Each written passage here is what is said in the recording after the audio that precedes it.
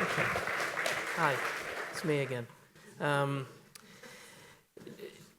What I wanted to do here was present a bit of my research, and the reason it's early on in the program is not because it's any more important. Actually, it's less developed than a lot of what the latter speakers will say, but it's actually to show how some of the thinking of the program came from this overview that I've been working on with colleagues. So that was kind of the motivation to get it in early, give a brief overview. So I'll try and keep it brief and save some time for reflections or comments before the coffee break. So this is something that I've been working on with a colleague of mine at the ECMI.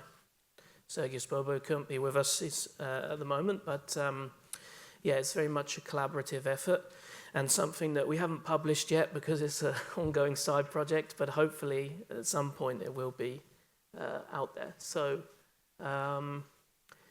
as you can see from the title, it's intended to be comparative work, so there are obviously shortcomings. I don't know all of the cases as in depth as somebody that focuses just on that club, but hopefully it will be thought-provoking, and you can reflect on this, and it's trying to develop perhaps a framework to move forward.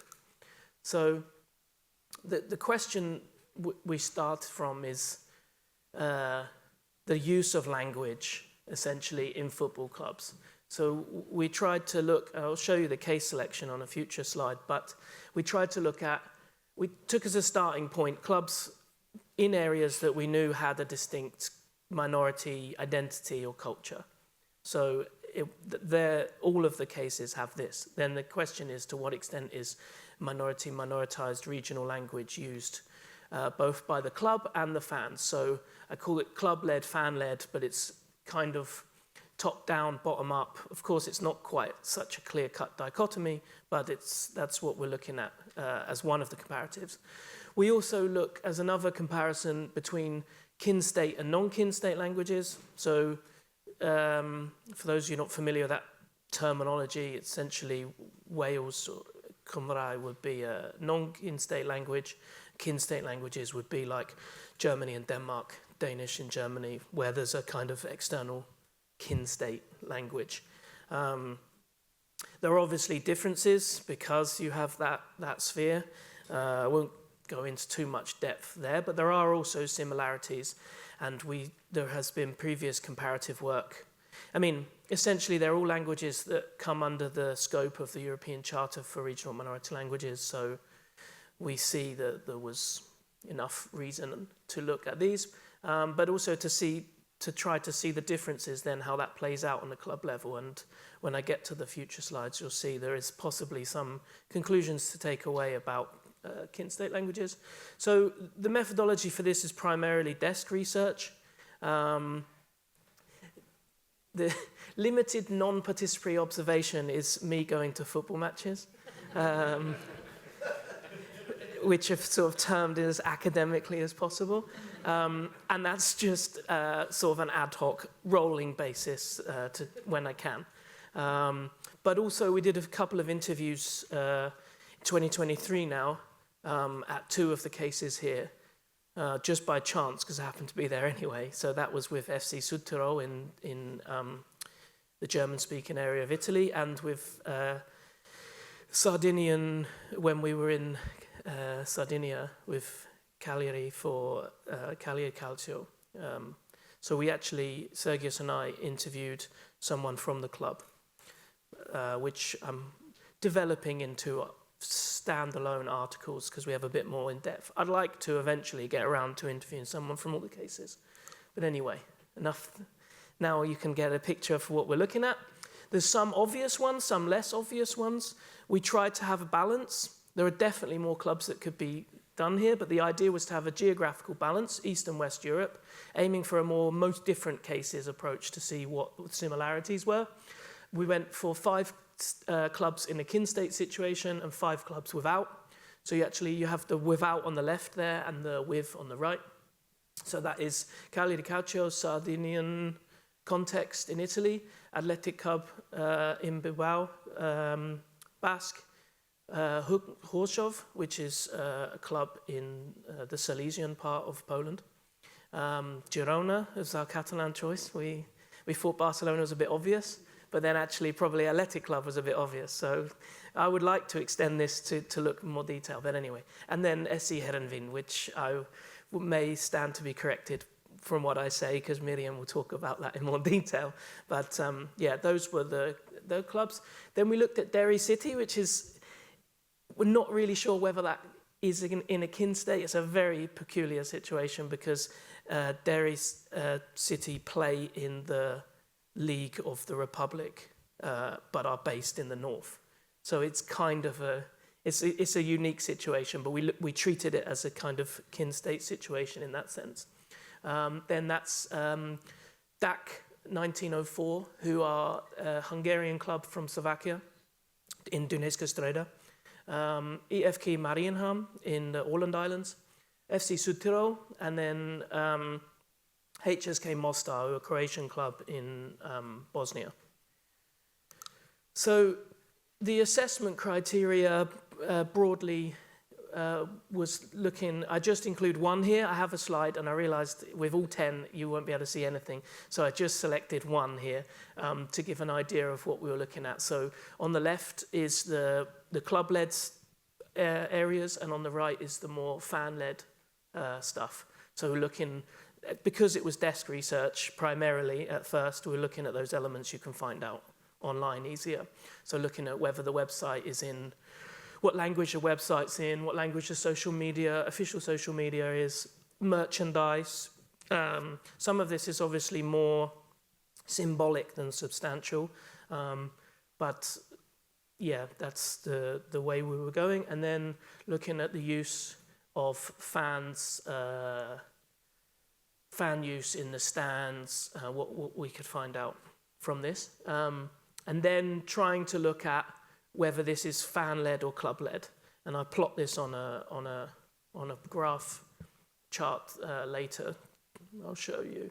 But first, I mean, I don't have time to go into detail of all the elements or all the clubs, but I decided to focus on social media output, also because that will complement Mae's work, and you might be interested in it. But so I chose to look at social media as a more in-depth for today. So within this are categorized into 4 contexts, essentially. So the first would be output only in a minority language. The caveat is that this not necessarily always a consistent approach to using language, so that you might find some examples where the clubs do or don't in different situations. But here you have Girona, mostly written in Catalan, most of their output. Then you have EFK Marienham, everything is in Swedish. Partly reflects the context of the Åland Islands, which is almost no Finnish. But still interesting to see that they don't, because they still play in the Finland league, so they go for a completely Swedish-only approach. And then Zrinjski Mostar is all in Croatian.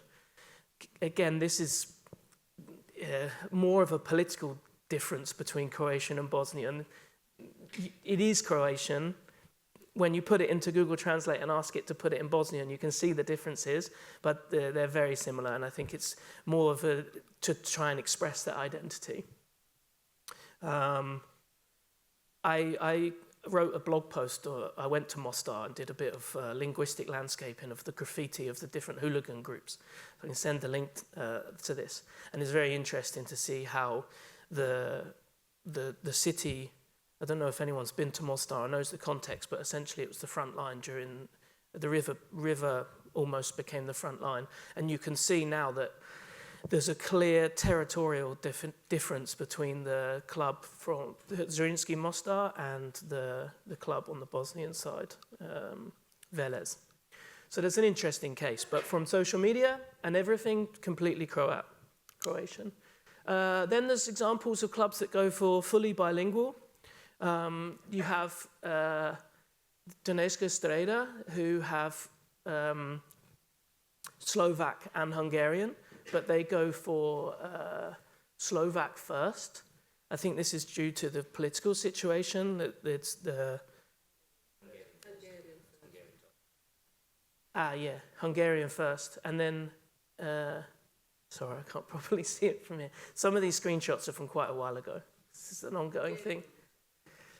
So yeah, but they go for fully bilingual stuff, even though a lot of the fans are known just to be from the Hungarian-speaking part of Slovakia.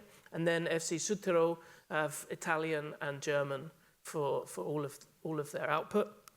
Then I have minimal minority language use. So Athletic Club here, most of their communication is in Castilian, but they often have small phrases in euskera. Similar with Derry and Cagliari there, they sort of have minimal level. Typically this social media output coincides with, as you see here, St. Patrick's Day, New Year, using these opportunities. So minimal use, and then some examples of no use at all. So the SC Heerenveen example there, I understand, is just Dutch. This is Frisian.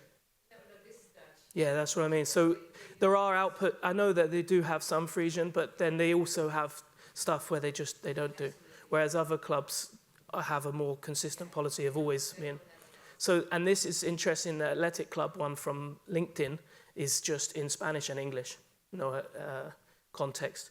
And there I actually observe a difference with Real Sociedad, where you actually do get more euskera. And then Ruch all in Polish, no Silesian. So this is some examples of how clubs have different approach. In terms of the rationale, some clubs do have official language policies, but most is left down to the individual. So when we interviewed Cagliari,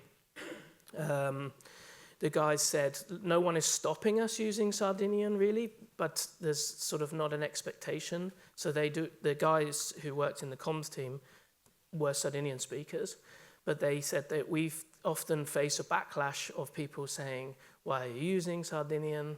And also, this is the wrong Sardinian because there's lack of standardization in societal use. So it gets into all sorts of issues.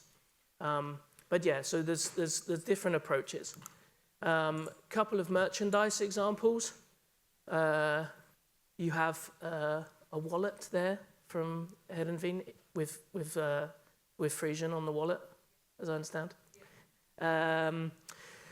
A hat from Cagliari, where they use castedo, the Sardinian word for the club, but that's as far as it goes. And what I find quite interesting in the Athletic Club shop is I took this photo on Saturday, actually, Monday I was there.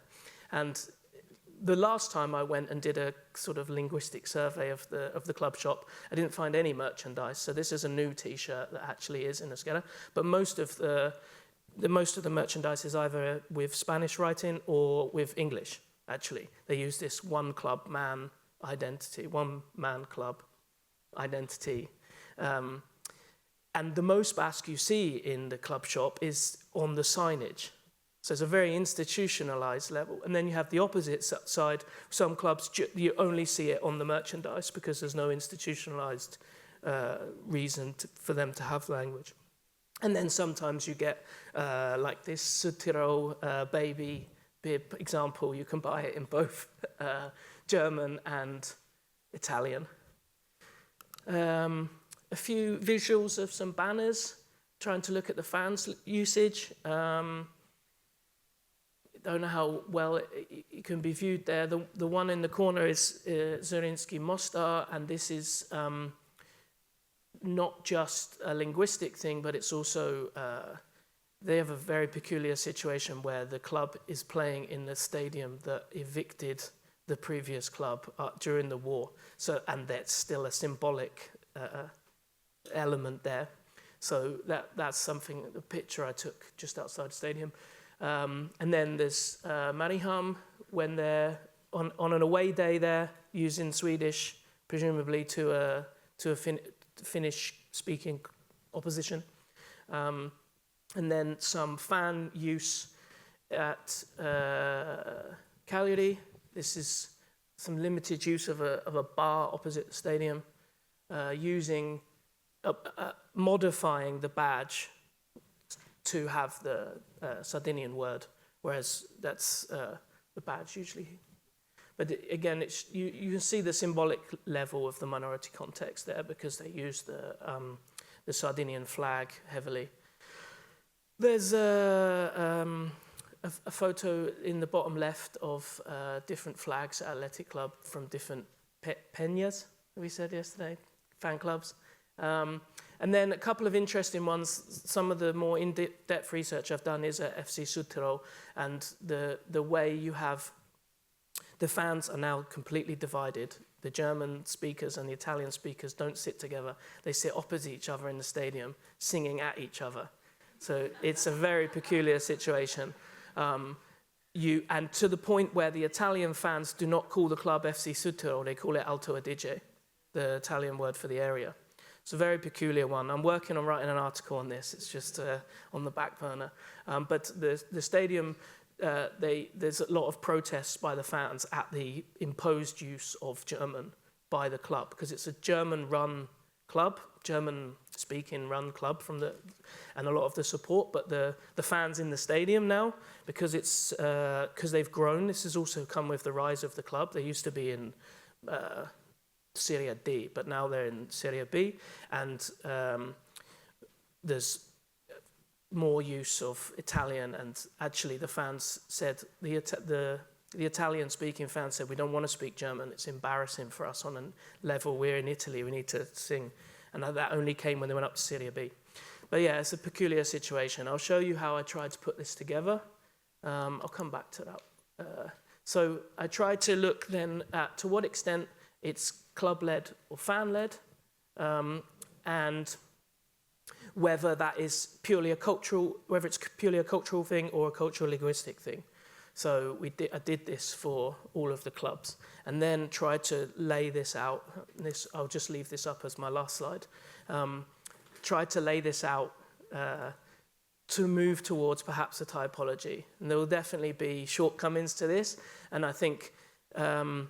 It's obviously hard to generalize because actually there will be some fans that use the language more than others, but just to try and get an idea. So I went, the maximum point of differentiation from the majority would be that point in the middle there where you can see Ivka, Girona and Zrinjski Mostar.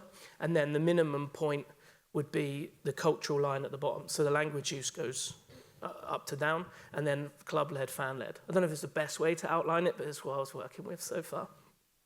And you can see the extreme end, FC Südtirol put quite high up in the left, very linguistically different, but it's mostly club-led. And then you have examples where it's more fan-led. I would like to perhaps replicate this for one sphere, so to maybe look at all of the Basque clubs in one and see how they differentiate and plot this. So maybe that's something as a step going forward. But this was, yeah, some initial efforts to try and capture that kind of element. Yeah, so I'm happy to hear any questions or thoughts. Thank you, Diolch.